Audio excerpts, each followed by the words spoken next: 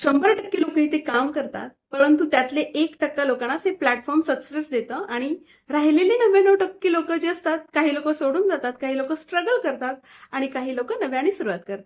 आज त्या 1% लोकांचं सिक्रेट तुम्हाला मी सांगणार आहे. या प्लॅटफॉर्मवर 99% लोक फेल होतात आणि 1% क्रिएटर पुढे जातात. पुढे जात नाही, खूप सारे व्ह्यूज येतात, व्हायरल होतात आणि अर्निंगही त्याचप्रमाणे होत असते. मग आपल्यामध्ये काय दोष आहे, आपण कुठे कमी आहे, तुम्ही काय चुका करता ज्याच्यामुळे तुमचे व्हिडिओज पुढे जात नाही किंवा तुमच्या व्हिडिओला व्ह्यूज येत नाही? का क्रिएटरला अगदी 4-4, 5-5 वर्ष इथे थांबून वाट बघावी लागते मॉनिटायझेशनची, जी फक्त आहे 1000 सबस्क्रायबर आणि 4000 तासांचा वॉच टाइम? तुम्ही कधी इव्हॅल्युएट केला आहे का की हे कशामुळे होत असेल? काहीच लोकांना ते सत्य कळलेलं आहे, ती ट्रिक कळलेली आहे. या सगळ्या गोष्टी कळल्यानंतर त्यांनी त्या इम्प्लिमेंट केलेल्या आहेत.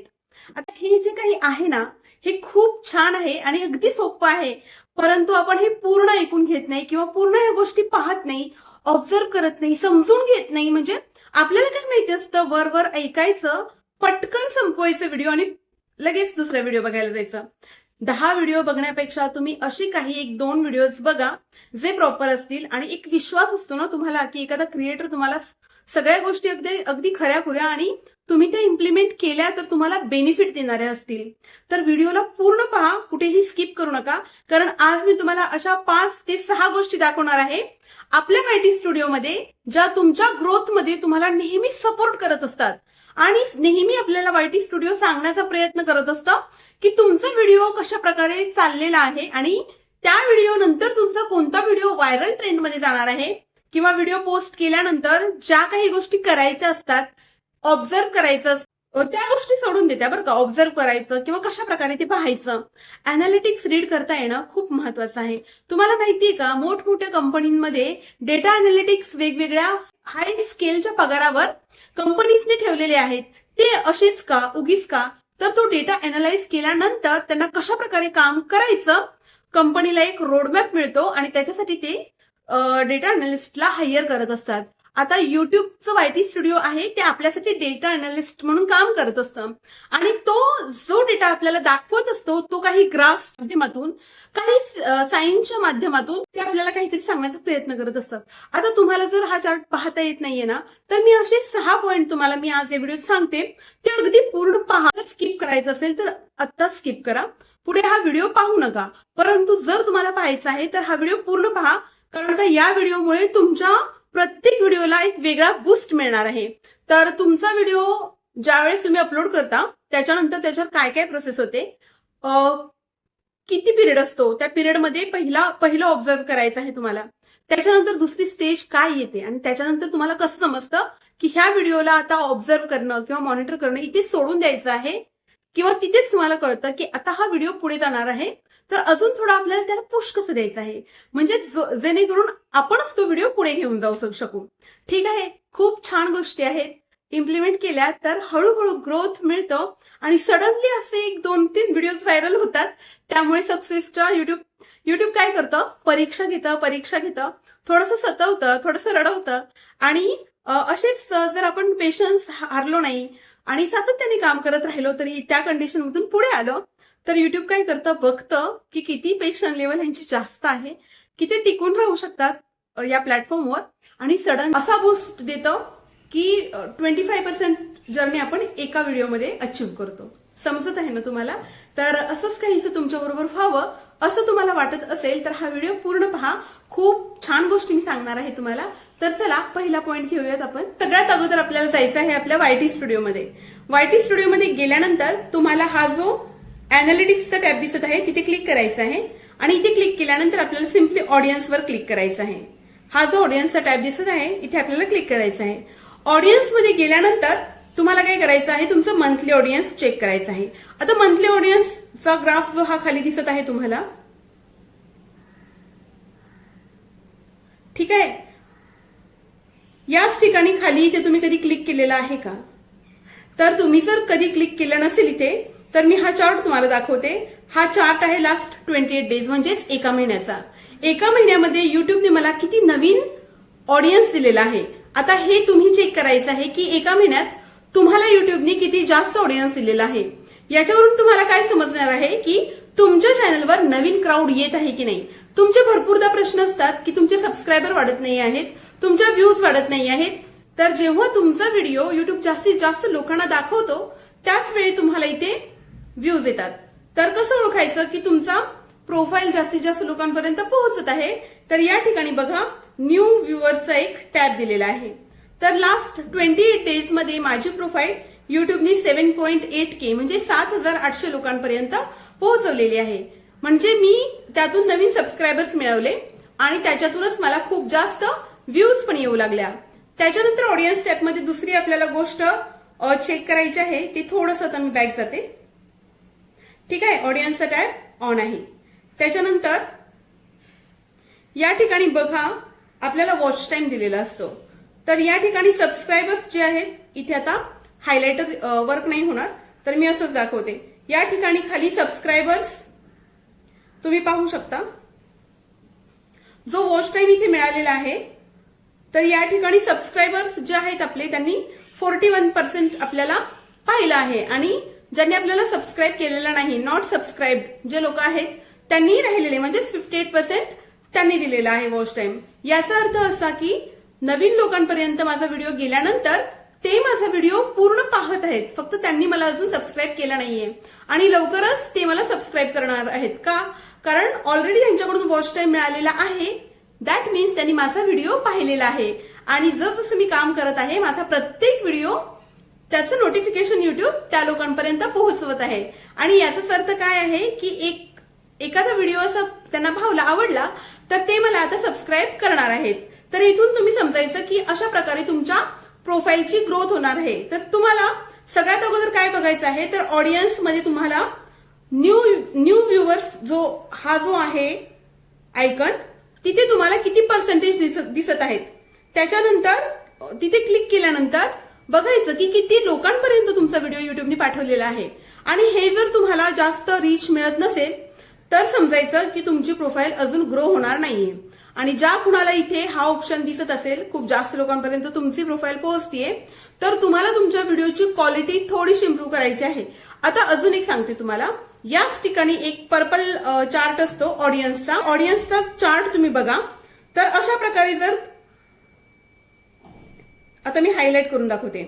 आता हा चार्ट तुम्ही बघा पूर्ण डार्क पर्पल आहे. ठीक आहे, म्हणजे माझं ऑडियन्स सकाळी 12 ते रात्री 11 वाजेपर्यंत माझे व्हिडिओज पाहतं.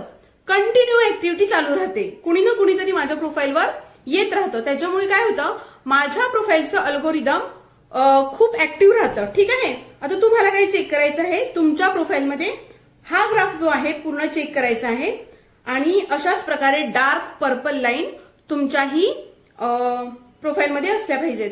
असं असेल तर समजून जायचं आहे की तुम्हाला जास्तीत जास्त ऑडियन्स मिळत आहे आणि लोक खूप ऍक्टिव्हली तुमच्या प्रोफाईलवर व्हिजिट करत आहेत. ठीक आहे, आपल्याला कळत नाही ना की आपल्या प्रोफाईलवर कोण आलं आहे कोण नाही आलं. आता ह्याच्याशीच रिलेटेड तिसरी गोष्ट मी तुम्हाला दाखवणार आहे. इथे या डॅशबोर्डवर या आणि त्याच्यानंतर कोणताही एक व्हिडिओ आपल्याला अॅनालिटिक्स मध्ये जाऊयात. आता अॅनालिटिक्स मध्ये आपल्याला ज्या व्ह्यूज मिळतात ओव्हरव्ह्यू मध्ये जायचं आणि इथे बघा हा व्ह्यूचा कॉलम आहे बरोबर. आता व्ह्यू मध्ये तुम्ही जर एरो बघितला तर व्ह्यूचा एरो माझा ग्रीन मध्ये आहे आणि वरच्या साईडला आहे. दॅट मीन्स की जो व्ह्यूजचा सेक्शन आहे माझा तो रॅपिडली ग्रो होत आहे. ठीक आहे, त्याच्यानंतर या ठिकाणी थोडंसं स्क्रोल केल्यानंतर वॉच टाइमचा कॉलम आहे. या ठिकाणी देखील तुम्ही पाहू शकता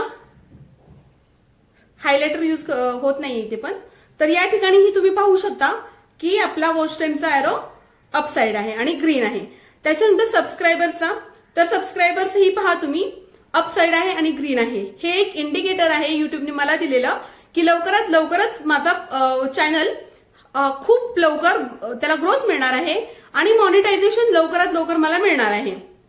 ठीक आहे, आता हे जे इंडिकेटर्स आहे आता मी तुम्हाला एक म्हणजे आता प्रोफाईल मधला मी कोणताही एक व्हिडिओ दाखवते.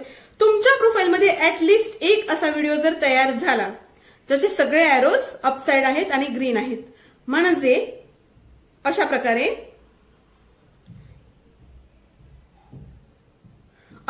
जर मुवमेंट असेल तुमच्या ग्राफची, तुमचे व्ह्यूज अपसाइड असतील, तुमचा सीटीआर म्हणजे तुमचं थंबनेलचं टायटल अगदी व्यवस्थित असेल, अपसाइड असेल आणि एव्हरेज व्ह्यू ड्युरेशन आणि लोक बघत आहेत तुमचा व्हिडिओ म्हणजे एक सर्टन लेवल 3 किंवा 5च्या मध्ये जरी असेल अपसाइड, आता बघायचं की तुमच्या व्हिडिओची लेंथ किती मोठी आहे.